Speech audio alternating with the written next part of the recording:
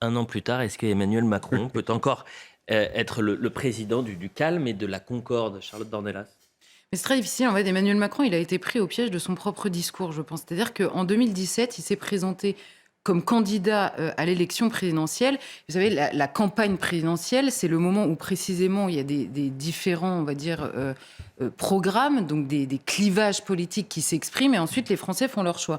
Et lui, il a fait la chose à l'envers.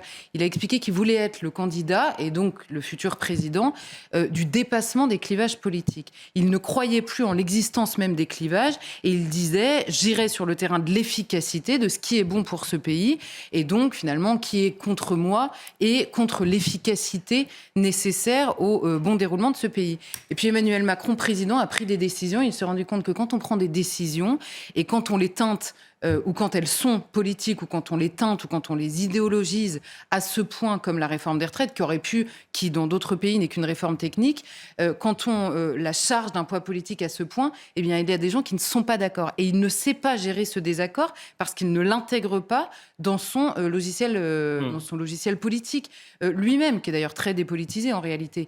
Et donc, Emmanuel Macron redécouvre qu'en effet, il existe des clivages et il ne sait pas les gérer. C'est le moment qu'il choisit systématiquement pour faire un commentaire complètement surréaliste. Enfin là, je sais pas, le dernier en date, son histoire de « moi, je risque pas mon siège dans cette histoire ».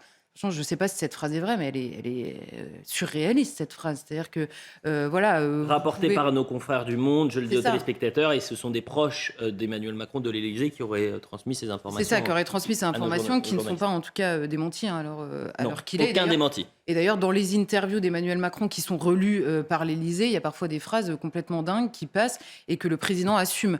Donc pourquoi pas? Donc en effet, il existe des clivages politiques. Il n'a pas la volonté de rassembler. Et il l'a montré, hein, je vous dis, dans les interviews, quand à la sortie du Covid, d'une période quand même assez lourde pour le pays, il nous explique qu'il va emmerder les non-vaccinés. C'est quand même une manière assez originale de vouloir retrouver la concorde dans le pays.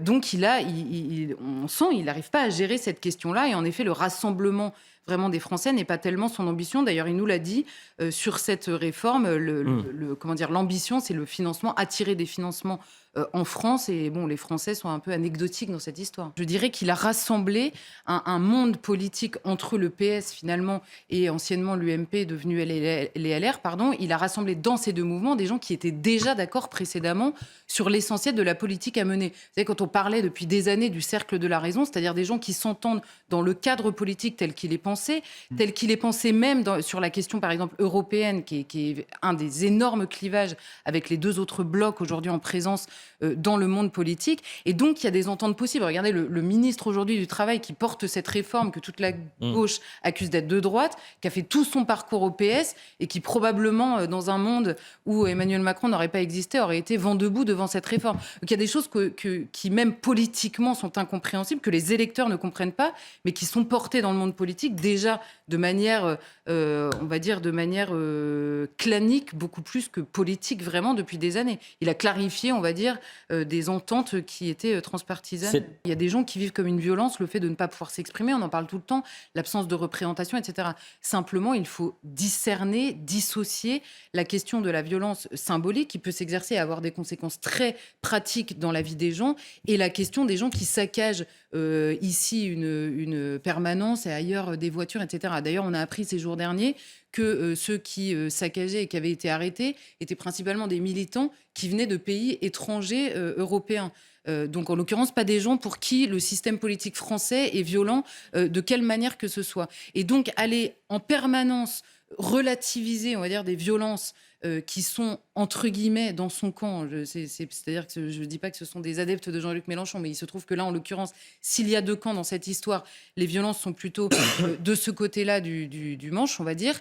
Et donc, les relativiser en permanence et instrumentaliser en permanence les autres. D'abord, je rappellerai qu'il y a d'un côté la violence légitime de l'État qui peut être comment dire, exercée de manière illégitime par des personnes, mais ça reste à prouver. Jean-Luc Mélenchon ne peut pas nous expliquer. Il y a d'un côté une violence qui est insupportable et qui vient de la police en général. Mmh. Soit il y a des actes et il y a des enquêtes qui sont de toute façon systématiques, donc que Jean-Luc Mélenchon nous explique exactement de quoi il parle. Et en tout cas, il ne peut pas, à l'inverse, relativiser des violences qui, elles, sont parfaitement illégitimes. Malheureusement, dans ce pays, on a vu ces violences, on les connaît par cœur, et même avant la réforme des retraites. Ce qui est vrai dans ce que vous dites, c'est que dans ce dossier réforme des retraites, on a eu des manifestations qui se sont vraiment extrêmement bien passées la plupart du temps. Ces derniers temps, ça s'est en effet tendu, et je vous rejoins d'ailleurs sur le calendrier, la manière dont ça s'est fait, Oui. et ce que ça provoque comme colère, on va dire, qui peut se transformer en violence. Mais moi, c'est pour ça que je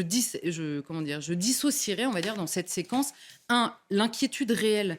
Parce que de mouvement en mouvement, on a l'impression qu'il y a une surdité telle à la tête de ce pays que vous avez systématiquement le même schéma qui se reproduit. C'est-à-dire que vous reprenez les Gilets jaunes, où on a suffisamment rapproché ces colères en disant que l'une et l'autre se nourrissaient, qu'une colère qui n'est pas écoutée ou pas comprise directement, eh bien, elle retourne peut-être chez elle, mais elle continue à se nourrir. Et il se trouve que le mouvement des Gilets jaunes, qui avait déjà été récupéré, on va dire, ou plus exactement évincé par des violences d'extrême gauche, et ben 4 ans après, il y a les mêmes gens qui étaient sur les ronds-points qui se retrouvent aussi dans ces manifestations. Et si encore une fois, ça bascule dans la récupération ou dans l'invisibilisation d'une colère absolument légitime, et de toute façon, légitime ou pas, cette colère, elle existe, elle est là et elle mérite d'être retraitée politiquement et non pas comme une question de maintien de l'ordre, alors on va au-devant de graves problèmes. Donc moi, j'ai vraiment une partie d'inquiétude sur la colère qui pourrait se transformer en violence, parce que ça arrive dans l'histoire, malheureusement, de toute l'humanité et dans l'histoire de France en particulier, des violences qu'aujourd'hui on constate et que malheureusement on connaît par cœur, à la fois sur les profils, sur la manière de faire et sur les gens, on va dire, qui agissent de telle sorte et qui sont d'ailleurs pas, en général, les plus à plaindre dans ce pays. Ce que vous dites est parfaitement vrai. Alors je vais citer Mathieu Bocoté, qui parle depuis des années de crise de régime et de cette question justement de la représentativité. Mais vous oubliez, on va dire, dans ce discours, le fait qu'on renvoie aux termes extrêmes pour ne pas les traiter une partie significative du peuple français, que ce soit d'un côté ou de l'autre de l'échiquier politique, à qui on n'accorde aucun crédit dans la volonté d'alternative politique et d'alternative au système politique tel qu'il est aujourd'hui, et qui n'existe même pas dans ce fameux cercle de la raison qui est aujourd'hui au pouvoir. On les renvoie aux poubelles de l'histoire. Ce sont précisément les électeurs. Macron, elle est liée au comportement des électeurs. Non, également dans le traitement des affaires politiques, dans les questions qui sont posées. On pourrait prendre l'exemple du référendum de 2005 sur la question européenne. Aujourd'hui, il y a un clivage. C'est soit vous êtes pro-européen tel que c'est aujourd'hui, soit vous êtes un eurosceptique. Alors on invente un mot par période médiatique. On invente un mot pour renvoyer dans leur but tous les gens qui posent des questions qui sont par principe, puisqu'elles sont posées, légitimes. Ensuite, il y a des réponses sur lesquelles on peut être en désaccord, mais ces questions, elles sont sans cesse balayées d'un revers de main. Eh bien, au bout d'un moment, vous avez un corps politique composé d'une partie significative de l'électorat qui dit, bon, vous savez quoi, ça fait 40 ans que vous voulez jouer sans nous, vous allez jouer sans nous. Et pendant ce temps-là, ils nourrissent une colère, en effet, en dehors de corps intermédiaires absolument nécessaires pour que la démocratie fonctionne correctement.